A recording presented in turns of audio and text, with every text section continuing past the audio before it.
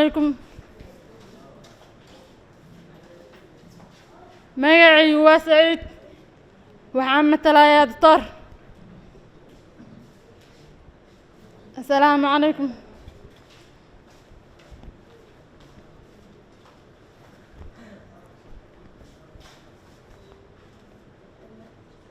magacaygu waa Mustaqiim waxaan matalayaa kalkaaliso.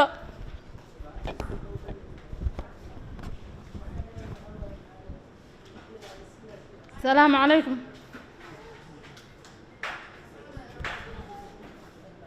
magacaygu waa Raxma waxaan matalayaa bukaan.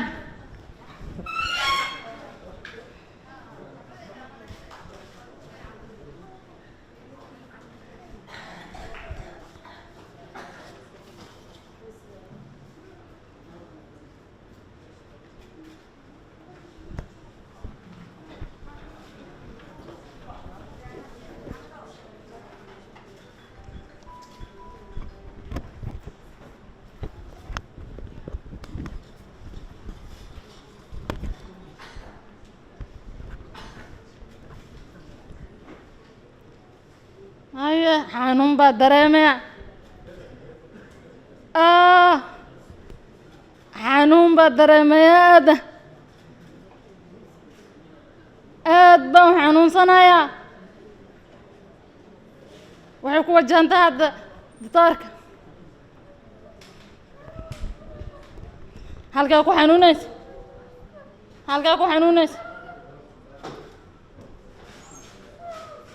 ma ku fahmin ما ددش كالكاليسو maxay inta xagee baa laga hayaa xagee ku xanuunaysa ma ku fahmin anigana ma fahmin.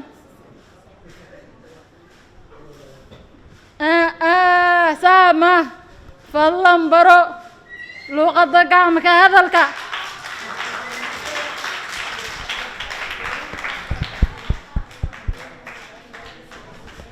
روايدنا waxay ka turjumaysaa ahmiyadda ay leedahay luqadda gacmaka hadalka. luqadan waxay matalaysaa dad badan oo ka tirsan qaybaha kala gedisan ee bulshada. waxaa arkaysaa dad dhagoolo ah oo ka shaqaysanaya oo xoogsata, dad badan oo dhagoolo ah oo macallimiin ah sidii anigoo kale, dad badan oo dhagoolo ah oo sidoo kaleeta goobaha kala gedisan ka shaqeeya. marka dadkaas oo dhan waxay u baahan yihiin adeegyo caafimaad, waxay u baahan yihiin adeegyada qaybaha kala gedisan ee bulshada oo dhan hesho adeegyo la mid ah. marka haddii aanan luqadeena aqoonin sida aan isku fahanno way adagta. sidoo kale haddii aan luqadeena aqoonin sida aan dhibaatadeena soo gudbinno way adkaanaysaa. ahmiyadda ay riwaayadan leedahay waxay tahay inay idinku baraarujinayso bulshada qaybaheeda kala gedisan inay bartaan luqadan gacmaka hadalka. haddii aad tahay doctor ama ganacsade ama waalidka dhalay qof oo maqal kala ama waalidka dhalay arday caadi ah ama carruur caadi ah, waxaa kugu baaqaya luqadan inaad barato. luqadan waxay ka caawin doontaa dad badan inay fahmaan dhibaatooyinka jira. sidoo kaleeta waxaa qayb ka ah inay luqadan barashadeeda dadka wariyeyaasha waxaan aad ugu faraxsanahay dad badan oo ku hadli kara luqadan inay maanta nala joogaan.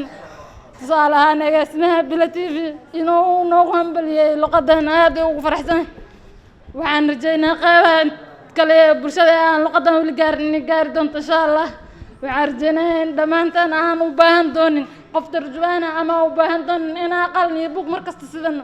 dhibaatooyinka ay bulshada qabto waxaa ka mid ah dadka dhayaala dhibaatooyinka ay qabaan waxaa ka mid ah markasta inay u baahan yihiin buug iyo qalin ay wax ku qoraan.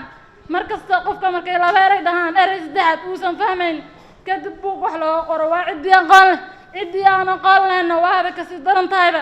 ciddii aan aqoon lahayn dhibaato weyn oo ku qabnaa waayo si aan wax ugu sheegno ma leh. dadka qaar waxay naga aaminsan yihiin dadka dhagoolada meel kasta u istaaga inuu yahay qof tuugsanayo.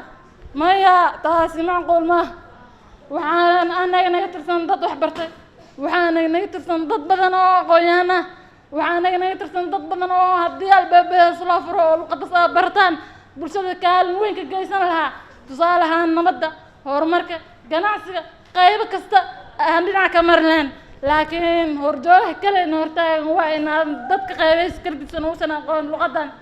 waxaa idinku baaqaya dhammaan inaad bartaan luqadan. waa mahadsantihiin.